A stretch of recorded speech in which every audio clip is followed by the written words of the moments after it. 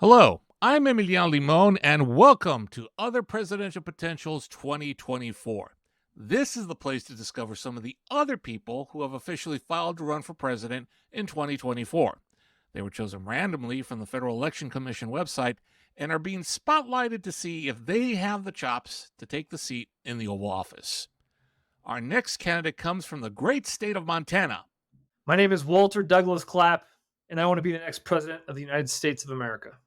The life of Walter Clapp has taken some interesting turns. He was born in Texas, and he proved to be very industrious, starting at age 13 and all the way through college.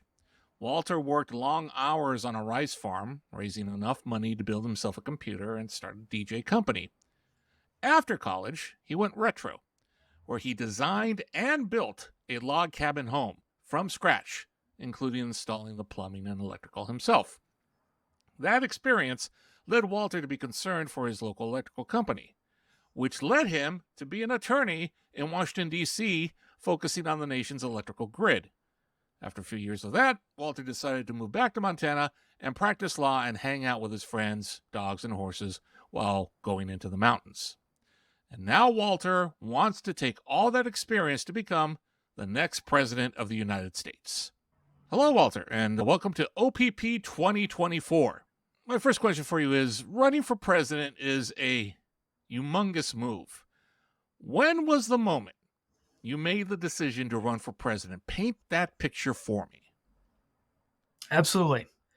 The timing was fall of 2023. I just turned 35 years of age, which is the age the Constitution provides a man or woman may run. And just before that had been granted my first patent on a device to address the security concerns I have with our electric grid and our internet.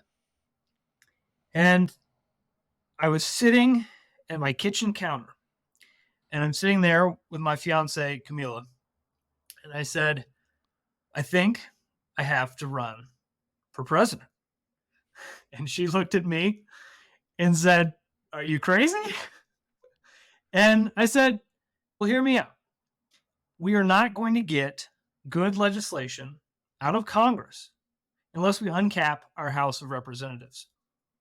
And the corruption is entrenched. The only way to get it out is for a quick tweak, an update, an oil change, if you will.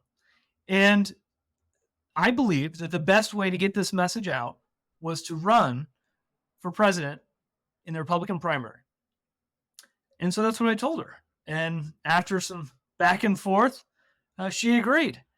And so off I went. Here's my next question for you. The relations with Russia and its status has evolved ever since the end of World War II. How do you see Russia's place in the world, and how would you deal with them given their aggressive nature? Well, this is a really important question, in part because my fiance is first generation Polish. Her dad was actually born in what is now Ukraine.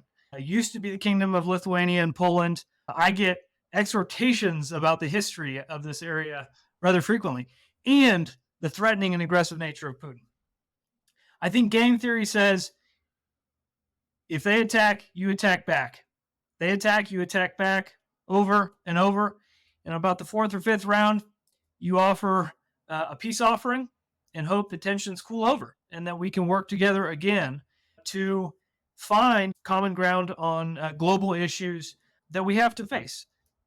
So, domestic question here. The U.S. is seen as a place of opportunity to succeed for many people who work hard to achieve that. But there exists a perpetual income disparity where those who have money make more of it, while those who are trying to get by can't seem to get ahead. How would you solve this? The first way is with hope. We as a nation have been hopeful, optimistic entrepreneurs. And today we face a hopeless generation. And we need to remove regulations. We need to uncap the House of Representatives. And this will provide the seed of hope from which the next generation can take America back on the track of being prosperous for everyone from top to bottom. At the end of the day, we're going to have billionaires, and we have to get used to that. We have an oligarchy currently that is running our country. That's what I was told by a representative of the Republican Party at the Iowa State Fair. And they're mostly multinational corporations. And I think that's where you probably go after paying their fair share. Many international corporations are headquartered in Ireland. And at the end of the day, that money and that distribution globally, we need to work to tweak, and negotiate with these corporations to, one, allow us to uncap our House of Representatives, but then also make sure that we have a thriving middle class again.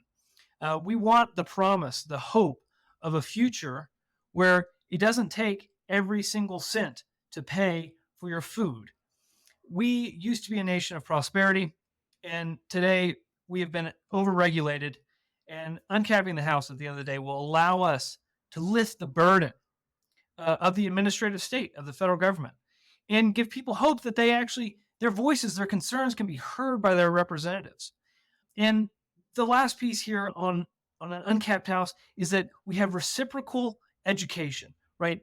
The voters were meant to educate their representatives, but the representatives were meant to educate their constituents. Today, they're just lying to them. They're playing a political game of charade. And what we need is direct, honest conversation. And I think that's what you get with an uncapped House. And that's how the middle class, the lower classes, can feel like they have hope to raise up.